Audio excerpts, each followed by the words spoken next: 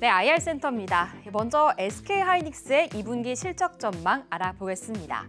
올 2분기 매출 9조 8,673억 원으로 전년 동기 대비 14% 늘어날 것으로 보이며 영업이익은 약 2조 7,180억 원으로 39%가 증가할 것이란 시장 예상이 나오고 있습니다. SK하이닉스 지난 1년간의 영업이익 변화 살펴보시면 코로나19에도 불구하고 디램과 낸드 플래시가 선전하며 분기별 1조 원대 영업이익을 발표했습니다. 올 1분기는 디램이 계절적 비수기였지만 서버향 수요 강세가 이를 상쇄하면서 깜짝 실적을 내놨는데요. 이번 분기에는 이를 뛰어넘는 2조 원대가 전망되고 있습니다.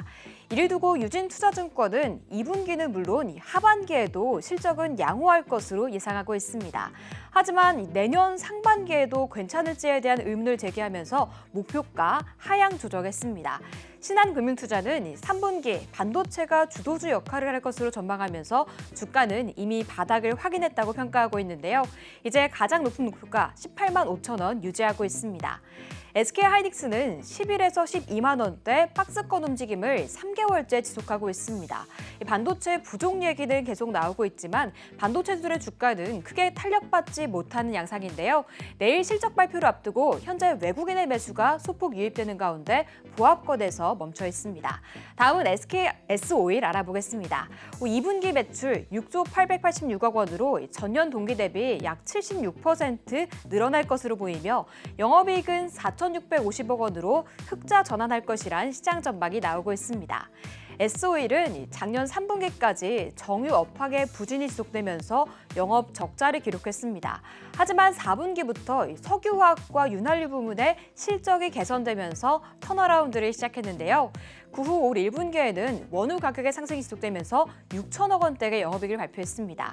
이를 분석한 증권사들의 의견 보시면요. 유안타증권은 2분기 윤활유와 석유화학 부문의 강세를 보이면서 시장 예상을 훌쩍 뛰어넘는 호실적을 낼 것으로 예상하고 있습니다. 이에 가장 높은 목표가 16만 원 유지하고 있습니다. 다음 신영증권은 단기적으로는 유가 하락 리스크가 있지만 4분기 난방 유시즌과 함께 항공 수요의 회복이 가능하다고 보고 있는데요. 이에 펀더멘탈 회복 방향성이 유효하다고 평가하면서 목표가 15만 원으로 올려 잡았습니다. 국제유가가 강세를 나타내며 함께 올라왔던 S-오일은 7월 들어 조정받고 있습니다. 최근 WTI가 70달러 선을 회복한 가운데 움직임 지켜보시길 바라면서 오늘은 0.3% 빠지며 약보합권에서 움직이고 있습니다. 다음은 현대제철 살펴보겠습니다.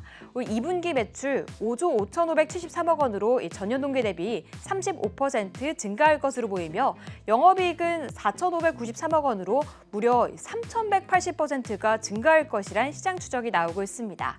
이어서 현대제철의 영업이익 변화 보시면요. 작년 코로나19의 직격탄을 맞으며 부진한 실적을 냈습니다. 내수 의존도가 높은 탓에 포스코와는 다른 영업이익을 발표한 건데요.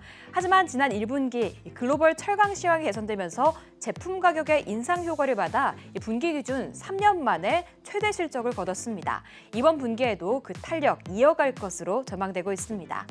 이를 두고 KB증권은 국내 자동차와 건설 경기 회복에 훈풍을 받아가는 가운데 다양한 포트폴리오를 보유하고 있는 점이 긍정적으로 작용할 것이라고 평가하고 있습니다.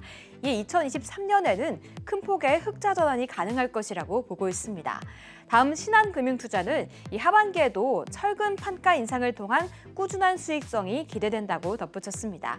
현대제철은 지난주 목요일부터 외국인과 기관의 동반 매수가 유입되며 3거래 연속 강세 나타내고 있습니다. 포스코가 호실적을 발표하면서 현대제철에도 그 기대감이 실려있는 가운데 현재 0.7% 상승하고 있습니다. 지금까지 2분기 실적 발표를 앞둔 기업들의 시장 전망 살펴봤습니다.